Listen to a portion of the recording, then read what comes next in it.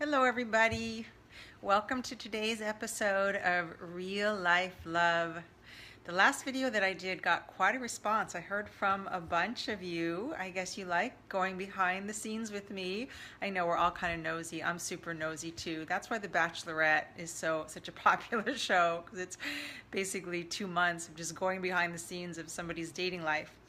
Anyway, I wanted to follow up a little bit with you because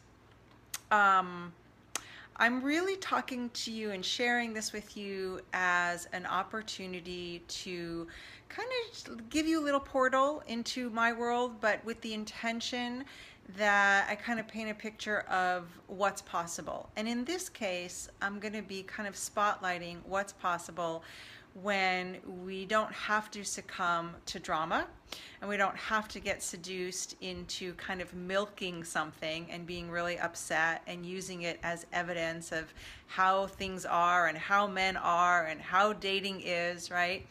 So just to kind of back up a little bit, if you haven't caught the video I did here on Facebook a day or two ago, it's still in the room. You can go check it out.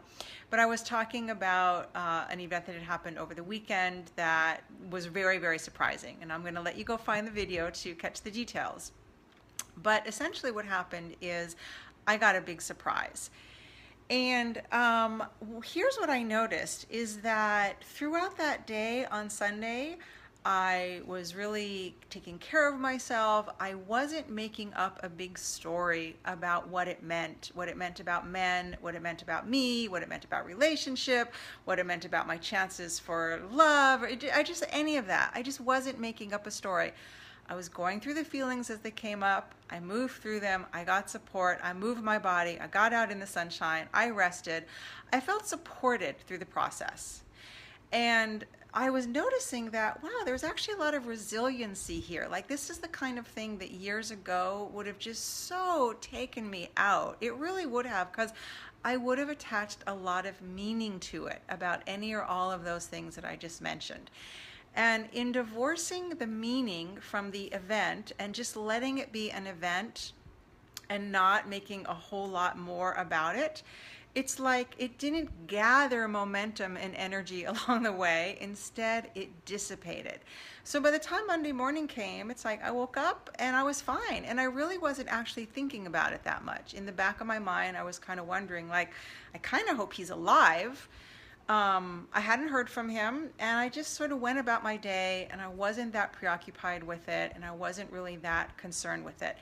Internally, I had made a decision that I would not be continuing to relate to him, just because that is behavior that is outside of what is acceptable for me and what I have a yes to. And I really wasn't in any ambivalence or any question mark around that. One of the things that I always help my clients discover is what their non-negotiables are, what you are an absolute yes and an absolute no to.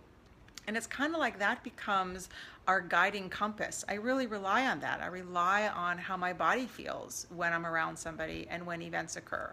And this was an absolute emphatic no. It wasn't like, well, I'm going to wait and see what his story is. No. And I think I gave it, I think it was like maybe, no, it was the end of that night. It was the end of that. I waited to the end of the day, and then I sent him a text, and here's what it said.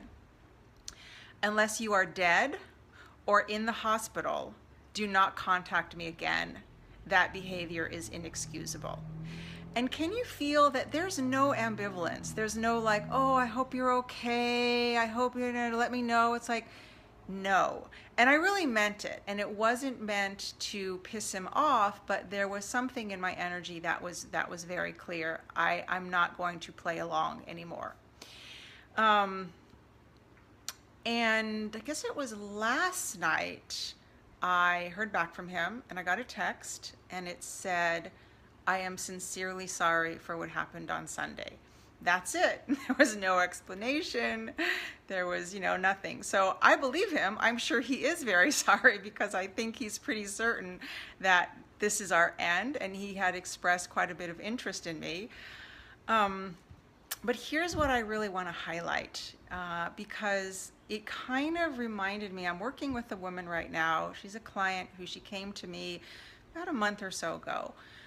When she came to me, she was in fairly bad shape because she had really allowed herself to be run over by this man that was just like it was a relationship that was just kind of taking all the steam out of her. She had been with this guy, they'd been back and forth a number of times.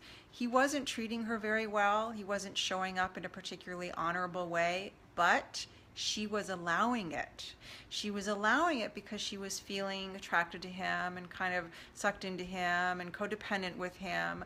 And so when something would happen that would go down that really didn't feel good for her, she wouldn't stay in her connection and in her commitment to herself.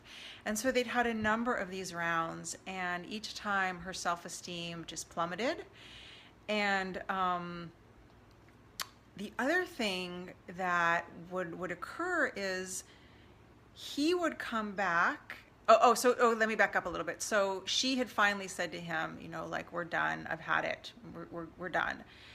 And then he reached out to her and was all about, I miss you. I feel so sad. My heart is breaking. And that really pulled on her heartstrings. And what she told me was, it's really hard for me to see him in pain and to see him hurting. And so as we've been working together, there's really two things that we've been starting with. One is, of course, building up her self-esteem, because that's an essential part of being able to not just know what you want, but really be able to treat yourself with enough honor and kindness that you're a stand for that. But equally important, and this is what I want to speak to today, is there's a difference between having compassion for somebody's pain and being codependent where you want to fix it. I totally understand that this man that I was dating, like, something's going on with him. I don't know what it is. I don't know if it's addiction. I don't know, because I don't really know him that well. But something occurred that got him to show up in a way that I don't think felt good to him. It certainly didn't feel good to me. And now he's feeling sorry about it, and he's feeling some pain, and he's in discomfort. I know that it's not my job to rescue him. It's not my job to rescue him from those feelings that are uncomfortable for him. That's his job. That's his work, right? If I did feel responsible for that, I'd be reaching out and I'd be like, what happened? And I hope you're okay, and da-da-da-da. But I'm not doing that because he has to work that stuff out, right? So, when my clients come who are kind of in a bad way and don't feel good about their relationships and are kind of like down on men, it's often because they've continued to say yes to something, whether it's behavior or manipulation or just a whole bunch of stuff that doesn't feel good to them, but then they keep getting back in the game. So as we work on really establishing some boundaries that support self-love and self-care, all of that becomes much easier. So I wanted to share this with you because these are some of the most common themes that I see in my coaching practice. And the other one, of course, is one that I spoke to and touched on in the last video, which I'm just going to do a little reminder about, is I know for certain that one of the reasons it was easier for me to kind of move through this with the resiliency that I had is because I don't have this big stockpile of hurt and owies and like evidence. I don't have this pile of evidence that I keep referring back to that tells me that men are assholes and can't be trusted, right? I have a big stockpile of evidence that tells me that men are on my side and men do wonderful, beautiful things and they support me and they protect me and they love me, right? And that's what I keep referring to. So when something like what happened over the weekend happens, I don't keep feeding it with that energy of see what this means, see men aren't trustworthy. And one of the first things I almost always do with my clients, because it just clears space for possibility, is we clear out their evidence, their evidence bag that says, see, men are, right? That's not going to help you attract a man who's really awesome. That's not going to bring him in. So I made this offer last time. I've got a couple spots left. If you want to talk to me about doing some just relationship recovery work, I've got a really nice smaller size, smaller scale package that will help you move that stuff out of your body, clear out your psyche so that you are clear and open and available for the kind of man who's going to treat you the way you deserve to be treated, who's going to do what he says he does, who's going to show up honorably, who's going to care for you and cherish you, right? That's the point.